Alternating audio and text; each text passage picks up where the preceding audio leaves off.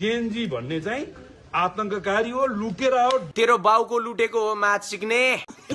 जागा हो, फटाओ। तैँले भन्नै पर्ने यार। रन्डीको छोरा जेनजी मुर्दाबाद। खाते मुजी कहाँ छ रे त खाते मुजी भाटा नपुगेको मान्छे हो यो। अलि विरोधीहरूले म माथि आक्रमण गर्दाखेरि पनि कहिलेकाहीँ म एक्लै भएको जस्तो हुन्छ र पनि म सबलाई दिइरा हुन्छु, सबलाई ढालिरा हुन्छु। मलाई लाग्छ म सबलाई नकआउट हान्छु जस्तो लाग्छ। मेरो अगाडि पढ्यो भने एकपल्ट दिँदाखेरि 3 इन्ची सार्दिन्छु त्यसलाई म।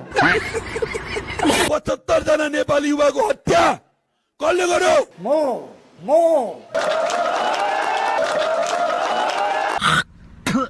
खत्तम।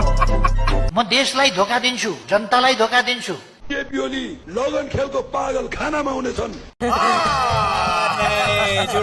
त्यही भएर थुतुनो सम्हाल्नुहोस्, तपाईँको थुतुनो धेरै बढी भएको छ। मैं तो तेरे को हरामी समझता था, तू तो राम निकला रे।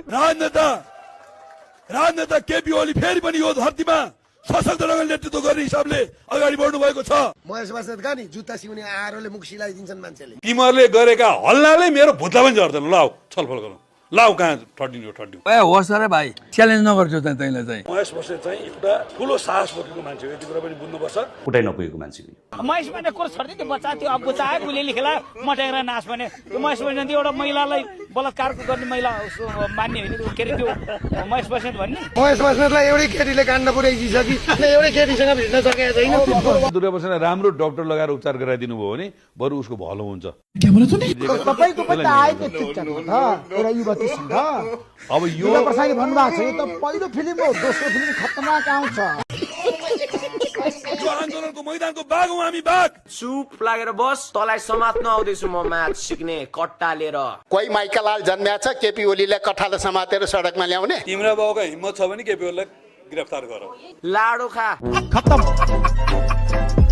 कसको बाउको तागत छ? तिम्रो बाउको तागत छ भने ओलीलाई मलाई पक्रेर देखाउ भनिसक्यो। पक्राउ भयो भनेको छ त, गोठ भनेको छैन नि त।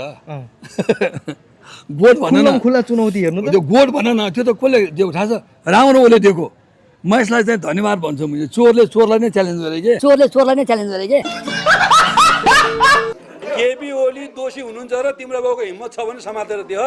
यो धरतीमा केपी ओली जिउँदैछ, एमाले जिउँदैछ, महेश बस्नेत जिउँदैछ भने त अस्ति भइसक्यो त फेरि। त मर रन्डीको छोरा। म केपी ओलीले एकचोटि धराबाट हम्फाल भने नि हम्फाल। यतिको नालायक पात्र चाहिँ मैले अहिलेसम्म कहीँ पनि देखेको थिइनँ।